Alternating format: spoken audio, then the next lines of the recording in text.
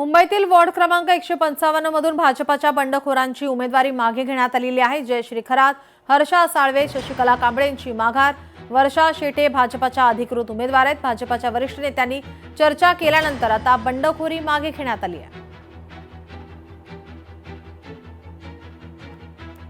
बंडखोरांना थंड करण्याचे शर्थीचे प्रयत्न या ठिकाणी करण्यात आलेले आहे। या ठिकाणी भाजपाला यश आलेलं आहे। भाजपाच्या वरिष्ठ नेत्यांनी चर्चा केल्यानंतर ही बंडखोरी मागे घेण्यात आलेली आहे।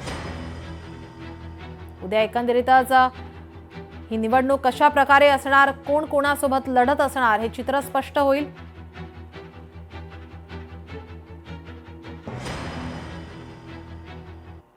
अमरसिंह चहल आत्महत्या प्रयत्न प्रकरणाला आता वेग आलेला पाहायला मिळतोय। मीरा भाईंदर मधील भाजप पदाधिकाऱ्यांना अटक करण्यात आली। आत्महत्येच्या उद्देशाने स्वतःवर गोळी झाडून घेतल्याची घटना घडली होती। पोलीस प्रशासनातील माजी सेवानिवृत्त अधिकारी अमरसिंह चहल यांनी आत्महत्येच्या उद्देशाने स्वतःवर गोळी झाडून घेतल्याची गंभीर घटना समोर आली।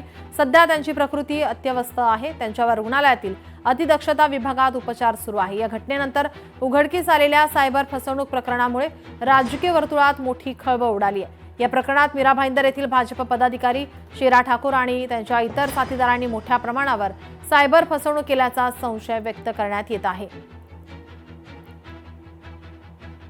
मामला है हमारे मानयोग आईजी अमर सिंह चहल रिटायर्ड हैं, उनके साथ मोबाइल पे ठगी हुई अपने इन्वेस्टमेंट के नाम पर। जो हमने दौरान तभी मालूम पड़ा कि यहाँ के लोग हैं, उनको पकड़ा है। अब फर्दर इन्वेस्टिगेशन चल रही है अभी। सर कितने की ठगी हुई उनके साथ? उनके 8 करोड़ समथिंग है, 8 करोड़। तो उनके अकाउंट से ठगी हुई है? उनके अकाउंट से हैं। तो किसके अकाउंट में पैसे गए थे? ये अलग अलग अकाउंट है, वो वेरीफाई कर रहे हैं अभी, टोटल कर रहे हैं। अमाउंट बहुत ज़्यादा ना। मला असं कळलं की शेरा ठाकूर नावाचा कोणीतरी एक पदाधिकारी आहे, नवघर पोलिसांनी त्याला अरेस्ट केलेला आहे आणि पंजाब पोलीस त्याला अरेस्ट करायला घेऊन चाललेले आहे। नरेंद्र मेहताजींचा भाऊ विनोद मेहता याचा तो भागीदार आहे असंही मला माहिती कळलं। तर पंजाब पोलीस चांगल्या प्रकारे ती माहिती घेतील आणि जे आरोपी आहेत अजूनही फक्त तो ठाकूरच त्यामध्ये आहे की अजून कोण भागीदार आहे तेही बघणं गरजेचं आहे। कारण अशा पद्धतीनं पंजाबमध्ये करोडो रुपयाचा अपार करून जर या मीरा भाईंदरमध्ये अशा प्रकारे ते लोक काम करत असतील आणि शहराचं नाव बदनाम करत असतील तर निश्चित स्वरूपात कठोरात कठोर त्यांच्यावर कारवाई व्हायला पाहिजे।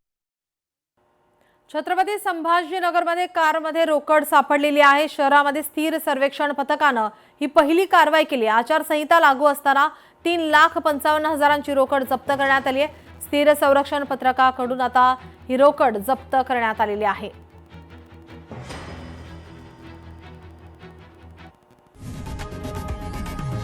लोकशाही मराठी ऐका, पहा, जागरूक रहा।